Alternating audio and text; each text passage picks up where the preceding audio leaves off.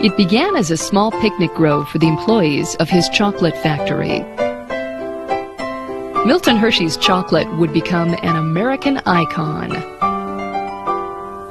And Hersheypark would become a popular summer mecca, charming millions of visitors and creating generations of sweet memories.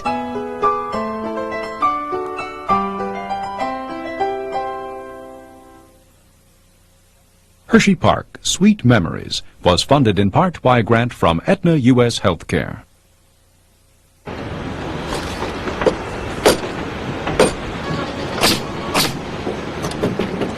In the fall of 1995, Hersheypark began construction on a $5 million roller coaster named the Wildcat. Made of old-fashioned wood, the Wildcat was built to sound and feel like the roller coasters we remember, to be a sort of living reminder of the past.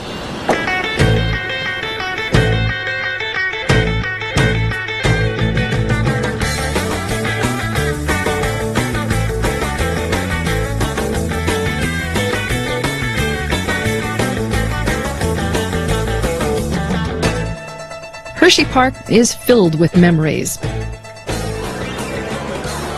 The Hershey Ballroom, where the dance floor was so crowded you could hardly breathe. The giant pool and its toboggan slide. The miniature electric train circling the park. Who could forget the kiddie rides that seemed so thrilling? The magical carousel, or the Comet, king of the roller coasters. I always consider myself very lucky to be a boy growing up in this town. I go to Hersheypark with a dime, and my dime was spent with a nickel for the carousel, and then the other nickel I had a Hershey bar. Thank you, and enjoy your ride.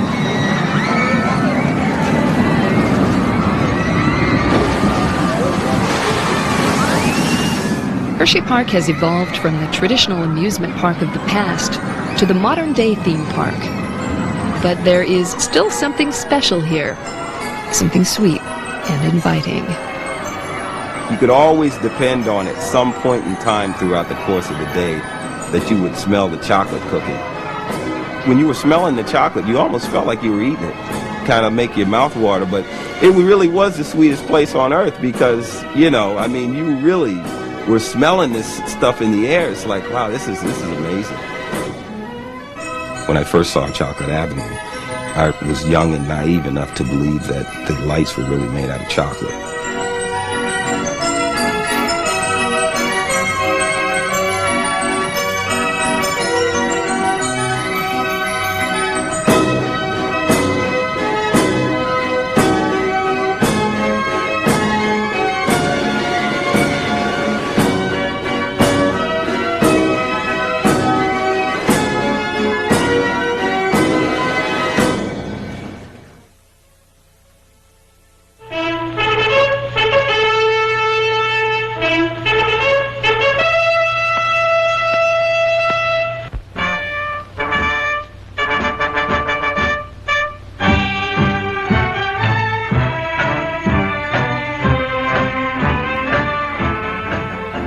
And now the soldiers are in uniform.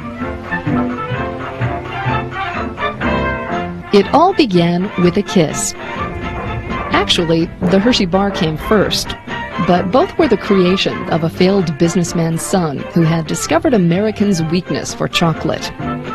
If you want to make money, Milton Hershey was advised by his father, you must do things in a large way. By 1905, Hershey had erected a massive chocolate factory in the heart of Pennsylvania farmland, surrounded by a company town for his employees. Along nearby Spring Creek, he planned a modest recreation area. His Mennonite mother, Fanny, thought the park to be wasteful and counseled against it, but Hershey was confident the park would be the perfect complement to his new town. On April 24, 1907, Hershey's Park opened for picnics, boating, and sports. Mr. Hershey's main reason for building the park was simply for the recreation of his employees. Whether they worked in the department store or whether they worked in the chocolate factory, he wanted some place where the people could forget the work of the day and have a little fun. The employees could come over during their lunch hours and just enjoy and relax in the park. That was one thing he wanted for his people, for his town, and for his factory employees. And that's why he built the original section so near the factory.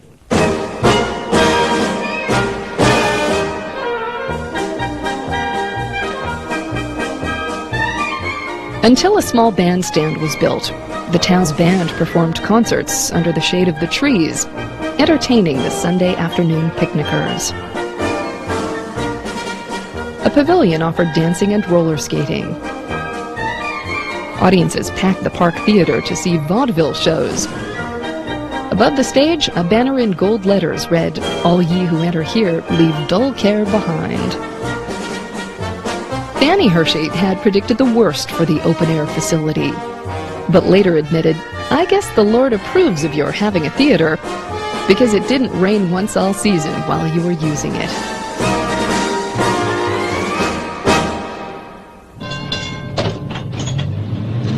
A 12-mile-long trolley line connected Hershey with its neighboring towns.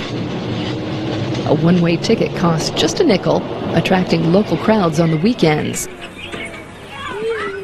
But Hershey saw greater opportunities for his park. He had lived in New York, Philadelphia, Chicago, big cities that all had celebrated parks, and he wanted his park to achieve similar recognition.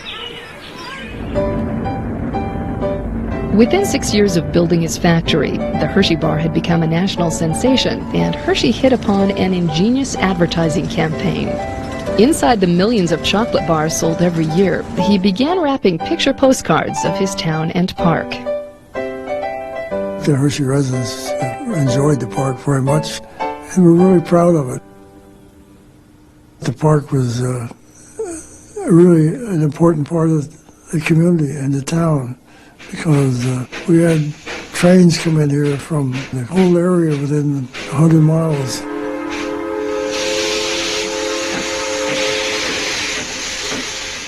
Pulling as many as 15 to 20 passenger cars, trains delivered eager picnic goers to the station at the foot of Cocoa Avenue, directly across from the park entrance. In 1908, a local grocers association brought 5,000 people for a picnic at Hershey Park. The Harrisburg Patriot reported that about 1,500 persons went through the mammoth plant, and souvenirs of sweet chocolate and postcards were handed to each one. Picnics became big business, from Sunday school groups to large companies, even entire towns. My town, Annville, did that. We just closed up the town of Annville and everybody went to Hershey. Hershey Park was the place to go. Even Fannie was won over by the charms of the park, often walking along its paths and enjoying the atmosphere of the merry crowds.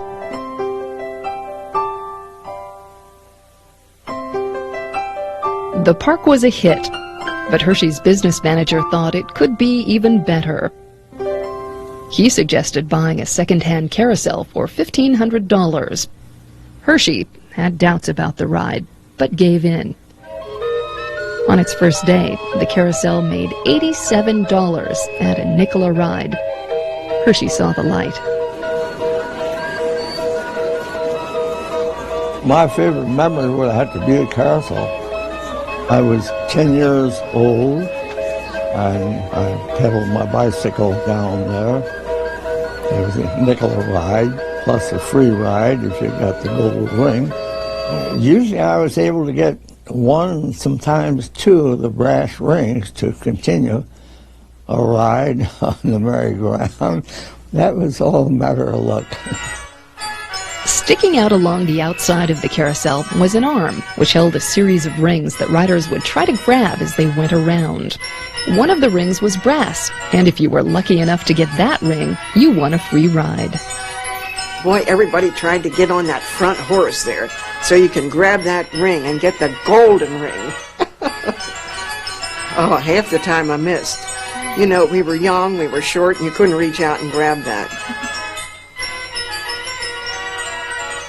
Now a devoted fan of the carousel, Mr. Hershey himself would sometimes be caught by local children riding the merry-go-round after the park was closed, remembered a resident. He would allow them to join him, unless they became unruly.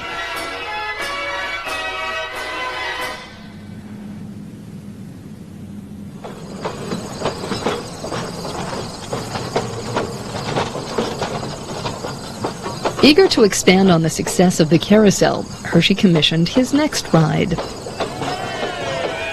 When the miniature electric railway was completed in 1910, it was considered a technological marvel.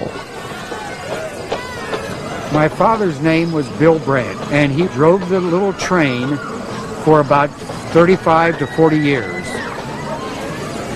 My dad would never give me a free ride except when I brought his lunch. My dad was a company man who felt that he owes this to the company and should not give anyone a free ride. The engine was in the middle of the train.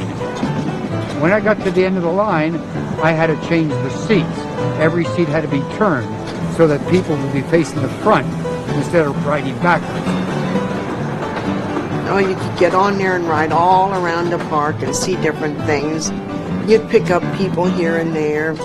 And it was just a pleasure ride, just to ride from one end of the park to the other. The miniature train was Hersheypark's signature ride for more than 60 years, but it finally reached the end of the line in 1972.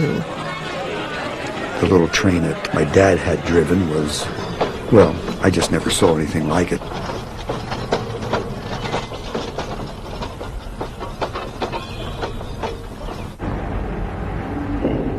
In the same year that the miniature electric railway began circling the park, Hershey opened a zoological garden.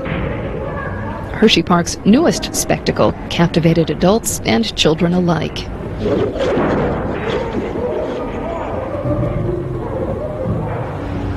The easy grace of this big cat makes us realize the power behind that smooth motion. It's like the energy hidden in velvety chocolate. The park's first zookeeper, Franz Zinner, had toured with wild animal shows and thrilled the crowds with a trained bear named Bob, who stood up on 2 feet and even gave him a kiss. By 1916, Hershey Zoo was the largest free private zoo in the country. Hershey Park continued to expand its collection of animals throughout the 1930s, but was forced to close the zoo during World War II due to a shortage of workers. Although the zoo would never return on the same scale as before, its new main attraction, a circular cage of monkeys, found its own way of entertaining the crowds. We kept about 20 South American monkeys, and I went in there one day and I thought, oh, I forgot a certain kind of feed. So I walked out and I hung the lock in. I should have known better. One of the monkeys, Brownie, had taken the lock out and the door was open, and here were all these monkeys running around the zoo. Brownie ran across the bridge and I took out after him with a net. And that monkey stopped. And he looked up at me and I stopped. And it just looked like he was saying to me, I'm sorry, I'll never do this again. Please don't hurt me. And I couldn't. I put the net over him gently, put him in a crate, took him back to the zoo.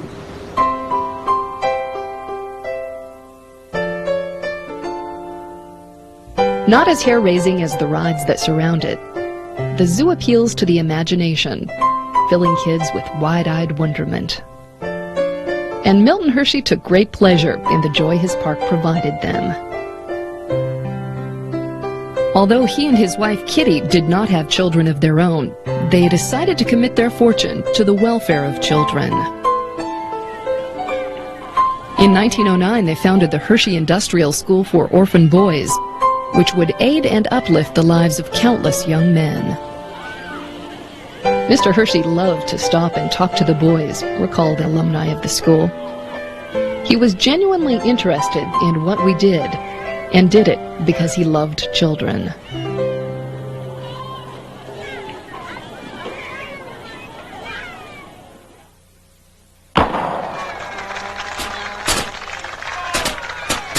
In 1923, for his town's 20th birthday, Hershey bought his first roller coaster.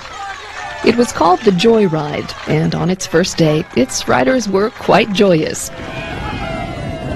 The pleasure seekers almost swamped the ticket takers, wrote a local newspaper. It was necessary to dislodge a number of them with a crowbar in order to give others a chance to ride. Soon its name was changed to the Wildcat, but by the end of World War II, it seemed more like a pussycat compared with newer roller coasters. To keep up, Hershey built a bigger, faster coaster, the Comet. The Comet at that time was as good as it got. That first hill was always the anticipation of going up to the top of that first hill. And when you go down, every so often I think, geez, we're going to go right through this thing and going to land in the creek. I mean, there's no way that it's going to go up. We're just going to crash right through the bottom. We'd be holding on for dear life.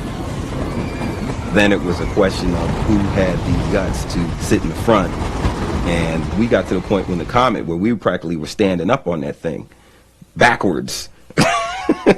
That's how good we were with that, with our eyes closed, blindfolded. Despite being over 50 years old, the Comet is still ranked one of the top wooden coasters in the East.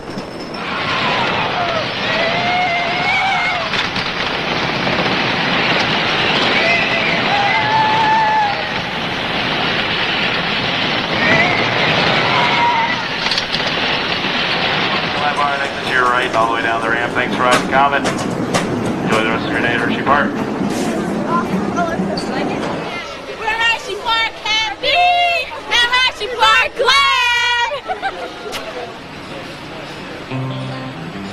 glad. With the addition of Hersheypark's newest roller coaster, this Wildcat sets a new standard for an old favorite.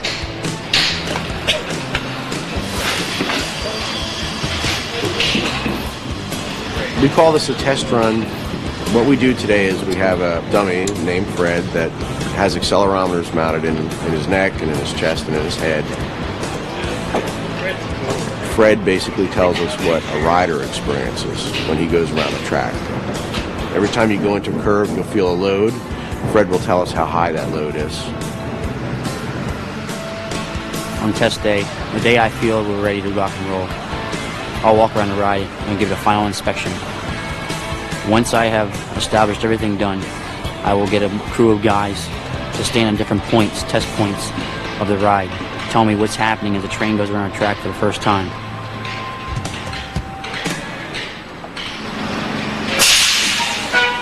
Bye, Fred.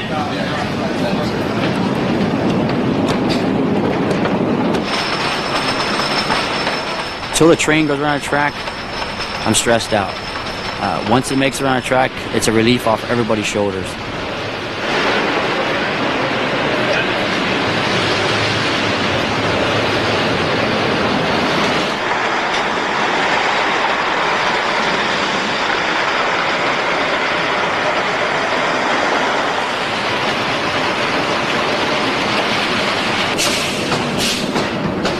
And it's like a new day. It's just like you're born that day. Rocket ride, man. Rocket ride. Right here. Such a great feeling inside, especially when you ride it for the first time.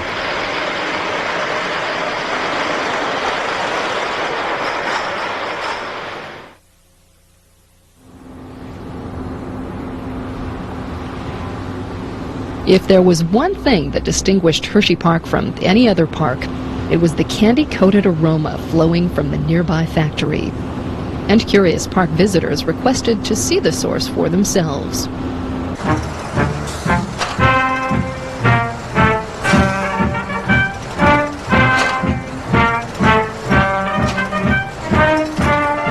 Milton Hershey was the Henry Ford of chocolate, and he was only too happy to show off his state-of-the-art machinery that stirred, poured, wrapped, and packed.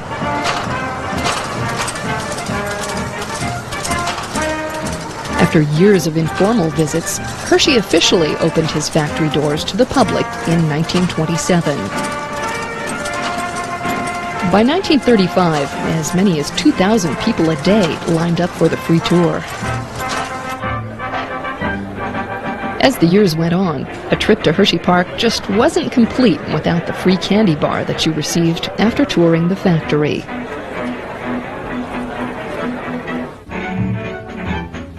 Although not considered a park attraction, the appeal of the factory tour relates to why the park has been able to survive over the years.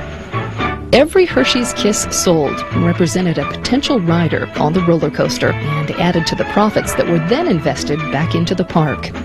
There is a little tissue in each of these kisses, which will identify it to you as one of the Hershey Army. Even during the Great Depression, people could still afford the sweet escape of a Hershey bar, and Hersheypark entered a period of massive development while 2/3 of the amusement parks throughout the country closed their gates.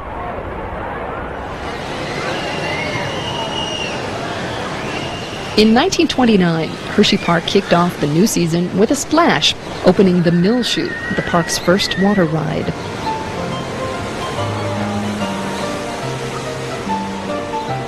The old mill was lots of fun.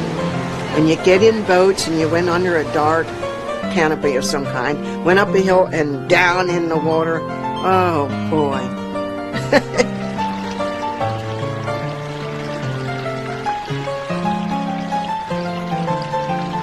Through the years, the old mill has been updated and even changed into a jungle adventure called Lost River. But whatever the theme, it was the plunge down the infamous chute at the end that put a smile on everyone's face. Now, a ride called the Coal Cracker captures the feel of the traditional chute ride.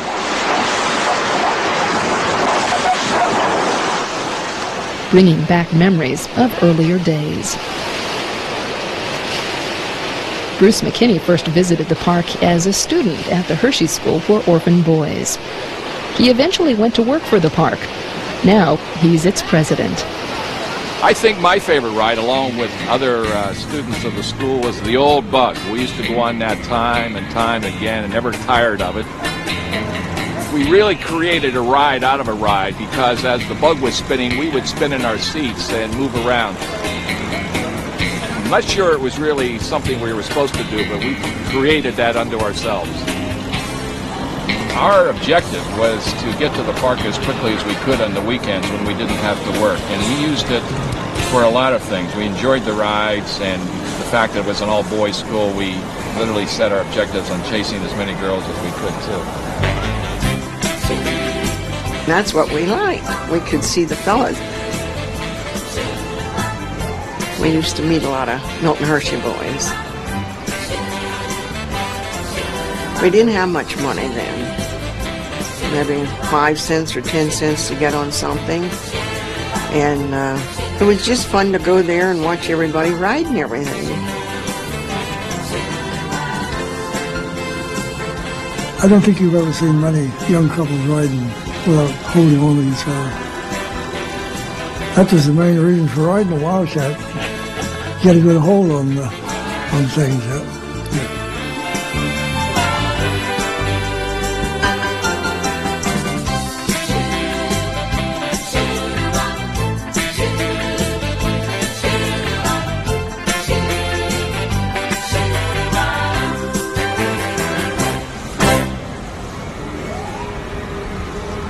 With the Bug and other new rides, Hersheypark's quiet valley began to echo with the carnival atmosphere of the Midway. But in an area all to its own, a collection of gentler rides was also growing. Beginning in 1926 with the kiddie Ferris wheel and a small airplane swing, the rides in Hersheypark's Kiddie Land haven't changed much over the years.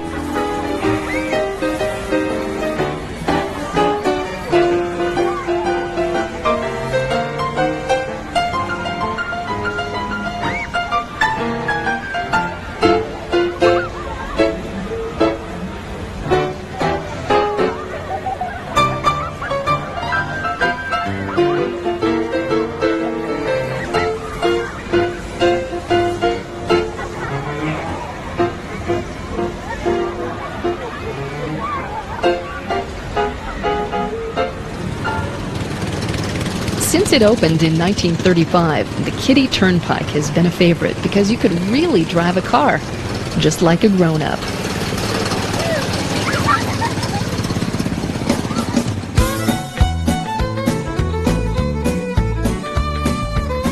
The pony ride took fantasy a step further. On a pony, you were Roy Rogers or Dale Evans, even if you were just being led around a track.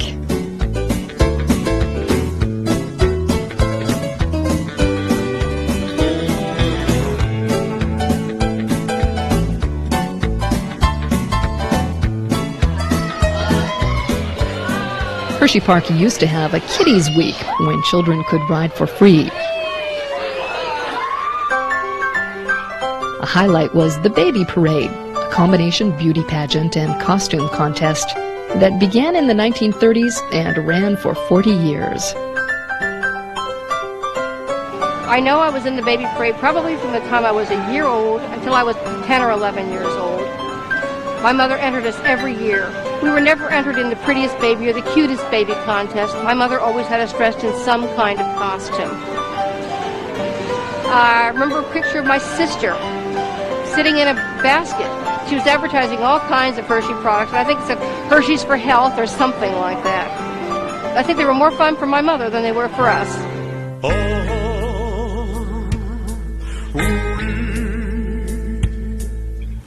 They had about 100 to 150 contestants.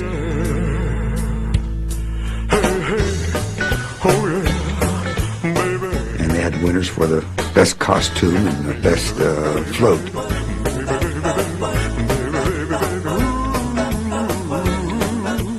Of course, the cutest baby was the big prize. Every mother thought their baby was the cutest, of course. So that meant 149 mothers went home thinking the judges were pretty poor.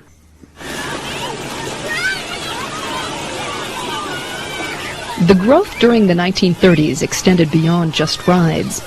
It included a sunken garden with a spectacular electric fountain that could shoot water 65 feet in the air, a ritzy remodeled ballroom for dancing, and a massive new pool. I had some of my fondest memories at Hershey Pool. The pool was 210 feet long, pool proper, which in those days was an enormous pool.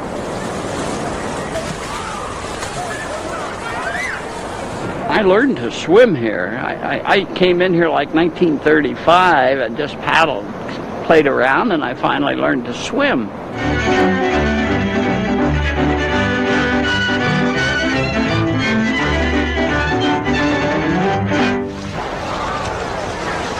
Oh, I used to dive off the high board. I was never a diver, I was a swimmer.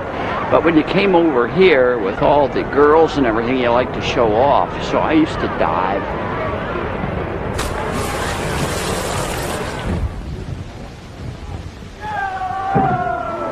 On the other side of the dance hall was a thing called the toboggan slide. One time, a lady was coming down, and water's here and she's here, and she reared back on her sled and she hit the water, and her bathing suit split down the front. It's the first time I knew ladies were different than men. Within its first 25 years of existence, the rustic picnic groves had grown into a major tourist attraction. In the summer of 1934, wrote a local newspaper, Hershey Park's grounds were assuming metropolitan proportions.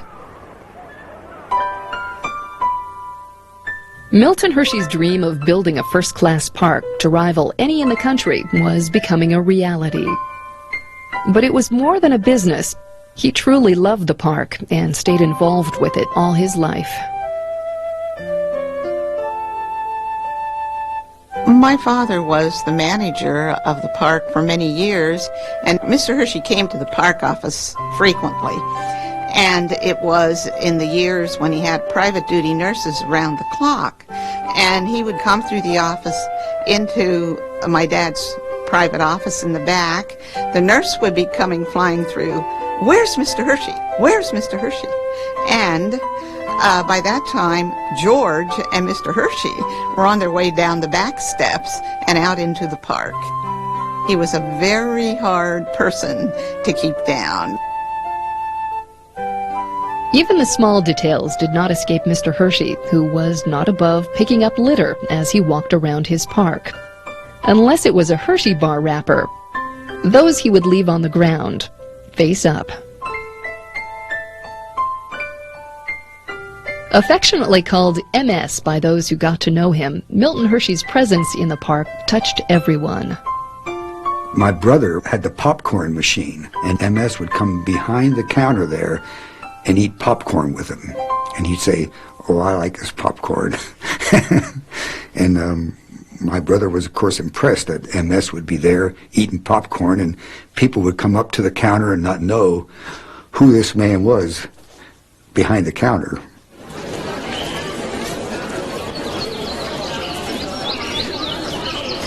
When not walking around and inspecting the grounds, Milton Hershey often dined with other park visitors at the Hersheypark Cafe, which boasted an orchestra and could seat more than 1,000. In 1930, Mildred Fisher joined her older sister on the wait staff. Once you were a waitress out on what we called the veranda, you got 25 cents an hour. That was pretty good. So you tried to get an 8-hour day and to at least get $2 if possible. And when Mr. Hershey came in, the whole kitchen just went into action. And he most always ordered chicken. And he would always order waffles served with chicken gravy. And then when he was finished with his meal, he didn't go back out through the cafeteria. He came in to the kitchen and congratulated all the people on the wonderful meal that they served him. He never forgot anybody. He was a great person. I really liked him.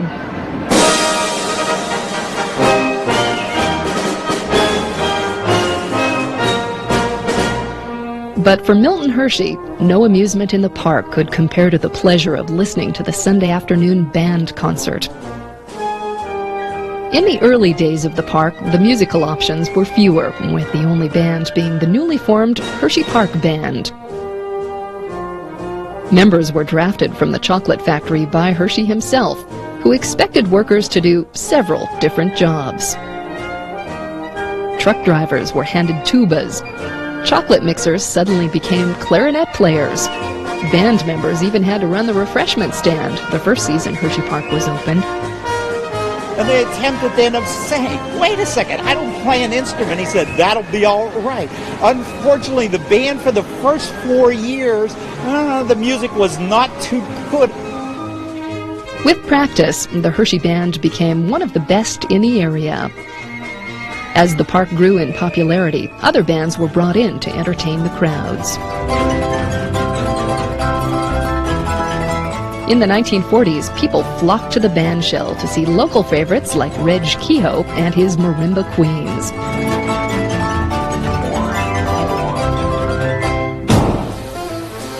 But the biggest bands played at another spot in the park. In the evening, couples would stroll through the sunken garden, past the glittering electric fountain. There, they'd hear music floating on the summer breeze from the nearby Hershey Ballroom. The floors were just polished like glass. It was just a romantic, glamorous place. I went stag, and she went stag with her girlfriend. The funny part about it was that she had borrowed her girlfriend's dress. And when I saw her, one of the first things I saw was, I loved the dress. And then he came and asked me to dance, and I said I felt like Eliza Doolittle. I could have danced all night. I thought it was just wonderful. I think it was love at first sight. On my part, I don't know about his.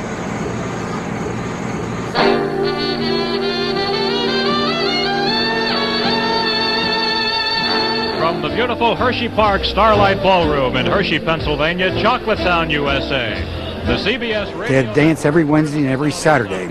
Saturday for the best bands was $1.10. Benny Goodman, Guy Lombardo. We used a trite statement in the Army, the best bands of all moved to Carnegie Hall. Well, the best bands of all came to Hersheypark Ballroom.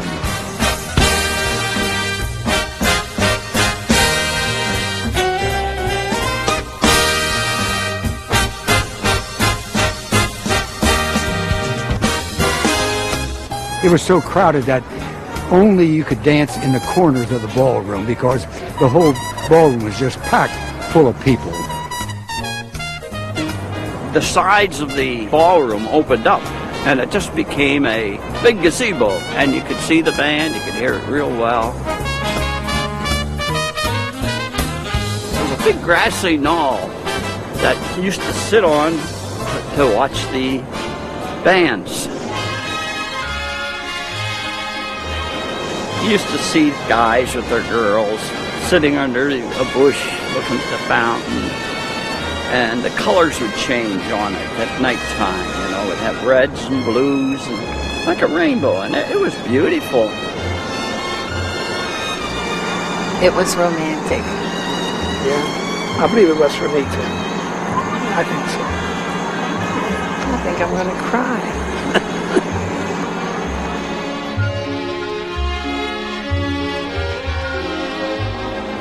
I get to thinking about Hershey in those days, and I get all misty.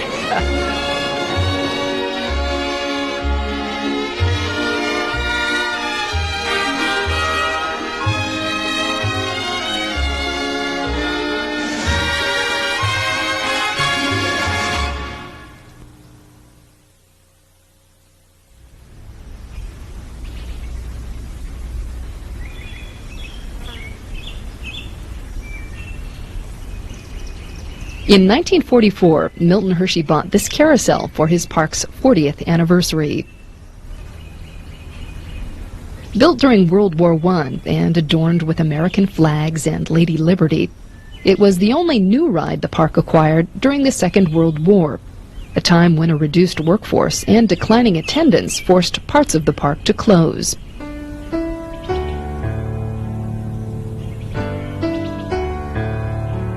It would be the last ride Mr. Hershey would add to his park. In 1945, a month after turning 88, Milton Hershey died. Everything he did was in the idea of doing things for the people who made him a success. I think that was his philosophy of life. On the day of his funeral, the town that bore his name and embodied his dreams came to a standstill.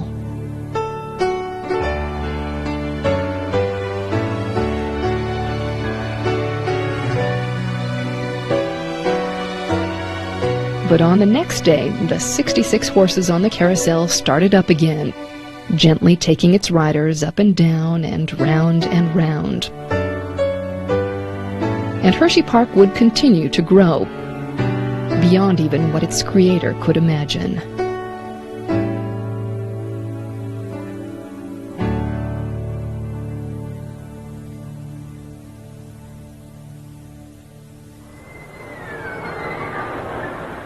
With the prosperity of the 50s and Americans ready for fun, Hersheypark again became a favorite summer escape.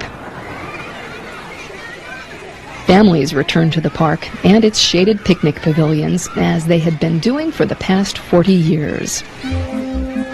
Every town had their picnic, and they came as early as 4 or 5 in the morning to get their table. And the pavilion that was the most wanted was the one that was right next to the miniature railway, and they would have maybe 20, 30 tables, and that was the first pavilion that was filled up.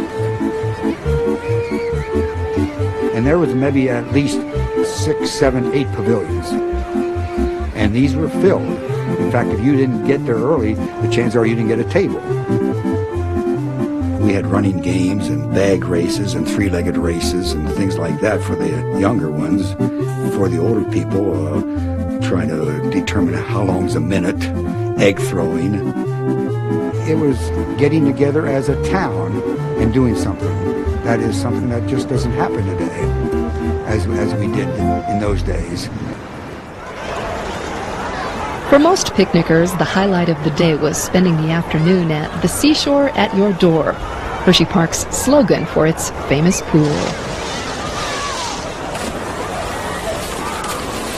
The pool was always a great place for young people to meet. Not bad. In fact, he's cute. I hope he lets me introduce him to Mom and Dad. Oh my goodness. What did he say his name was? This must be my lucky day, meeting a nice boy from, of all places, my hometown.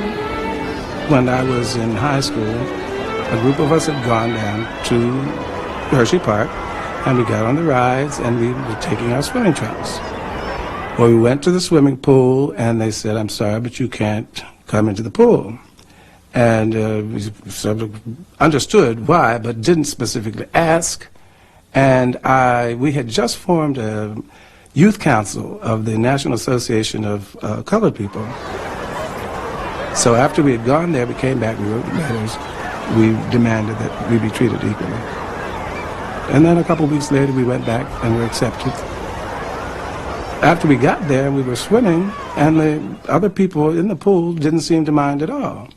So that made us always think, so what's the big problem? We didn't contaminate the water. We didn't contaminate the people who were there. Everyone seemed to continue having a good time. Hersheypark is quite a wonderful place, and integrating the pool, that only made Hershey a better place for all people.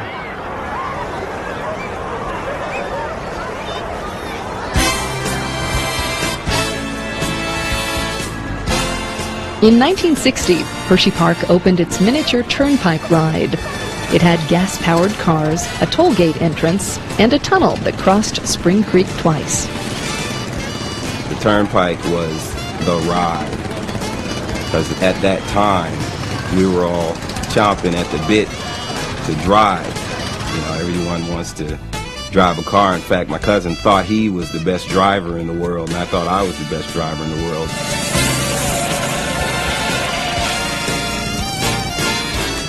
If you couldn't get in the turnpike, though, and you really wanted to drive, then you'd go over to the bumper cars and beat up on each other. It was really an adventure. It was really an adventure.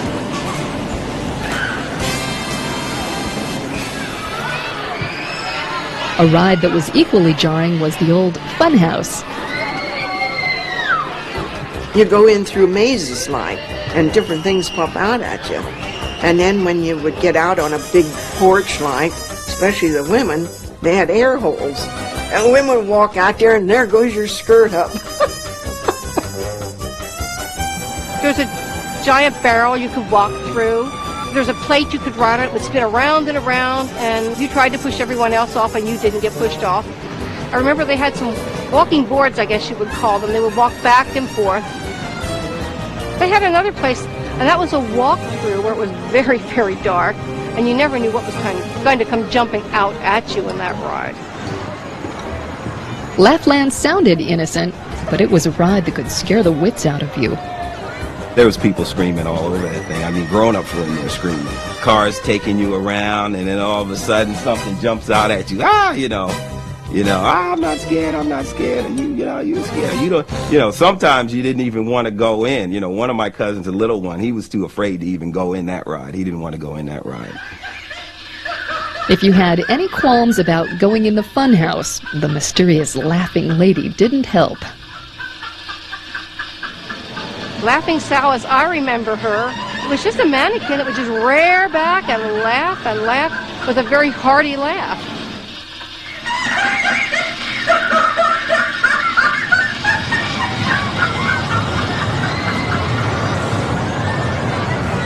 For most of its history, Hershey was an open park.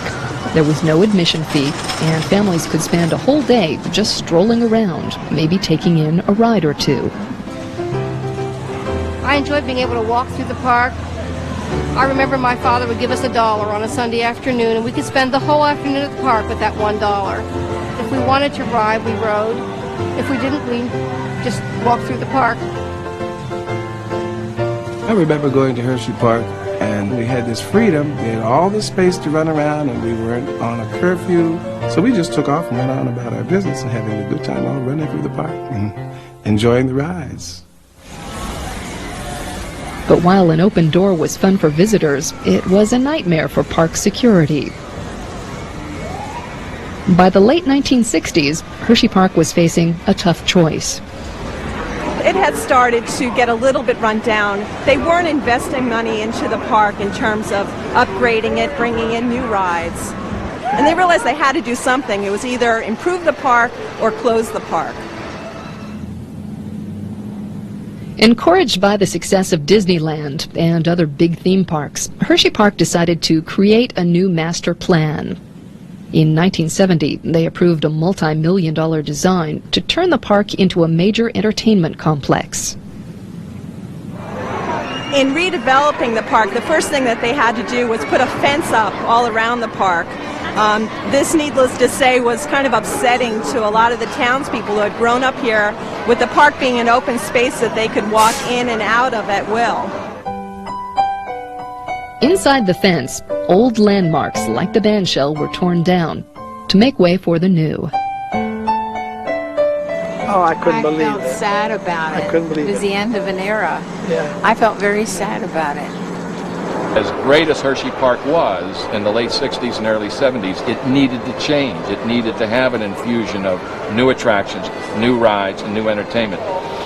There they go, around the edge of the pool, right together.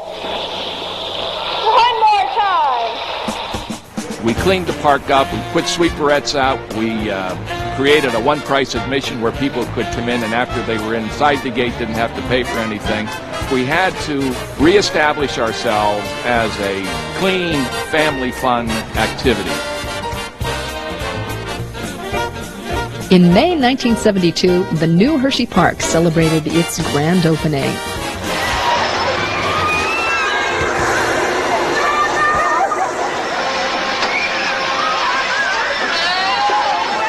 How does everybody like to drive? Does anybody feel sick? New rides, new entertainment, and the new look began to pay off. In 1973, the park reached a milestone, drawing more than 1 million visitors in 1 year. By the late 1970s, theme parks were popping up all over the East, each offering newer and bigger attractions. So in 1977, Hersheypark rolled out a revolutionary new roller coaster.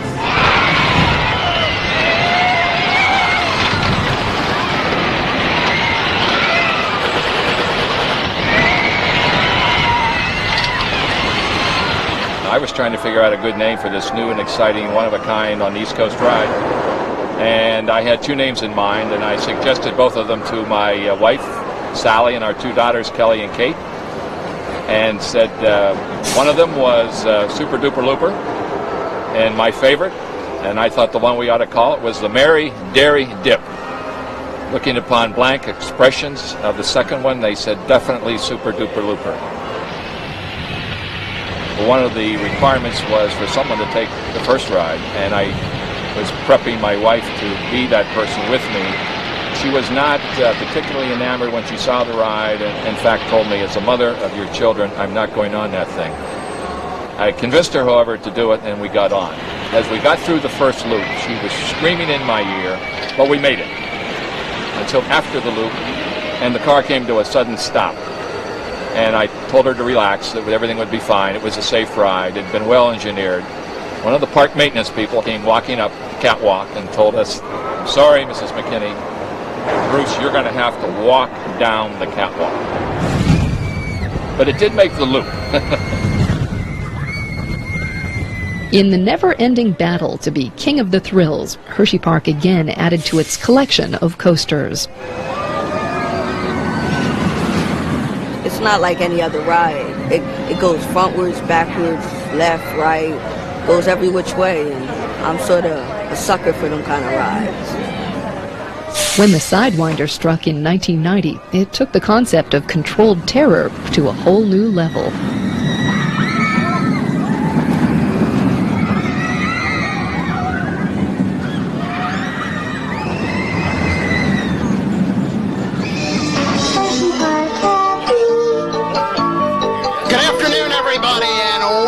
To Hersheypark. I'm Franklin Shearer, the general manager of Hersheypark. And it's After 8 months of construction and testing, the Wildcat opens to the public. Which was named after Hersheypark's first wooden coaster, built in 1923 and replaced by the Comet in 1946. Unlike the Comet, however, this coaster is a cyclone coaster.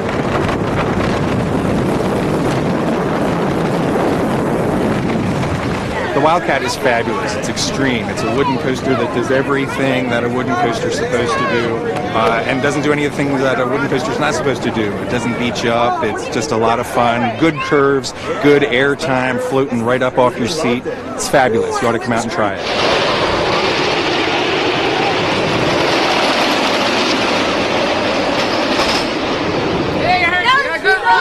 One word, fantastic. Wildly popular, attracting a record-breaking crowd of over 2 million people its inaugural season, the Wildcat is the first ride of Midway America, the park's new nostalgic-themed area. Celebrating the boardwalk-style amusement parks of the past, Midway America embraces America's passion for those carefree days of summertime fun.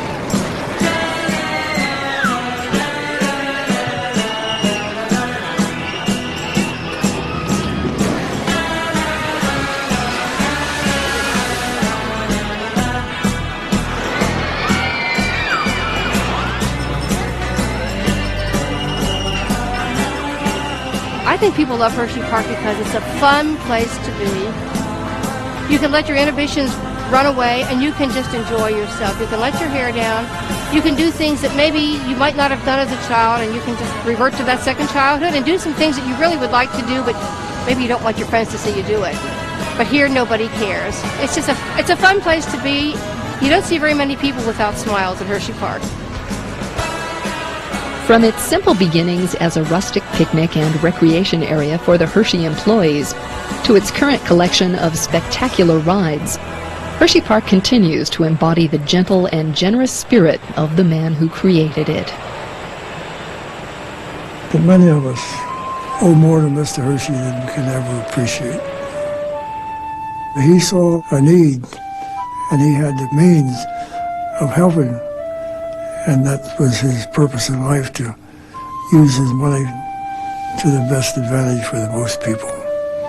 I think Mr. Hershey would like the way the park has grown, and if people were enjoying it and doing them some good, he would like that very much.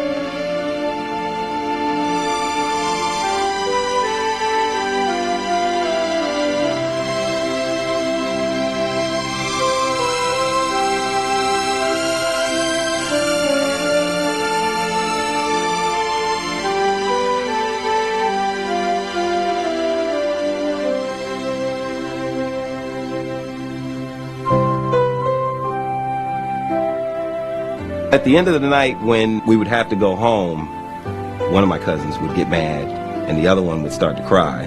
Ah, Daddy, I don't want to leave, no, Dad, you know. And my other cousin, I hate you, Dad. Why are you always we're having fun, you know? And he'd get mad. He'd be really mad. You don't want to leave Hershey. I mean, you don't want to leave. And I mean, it was that way then. It's still that way now.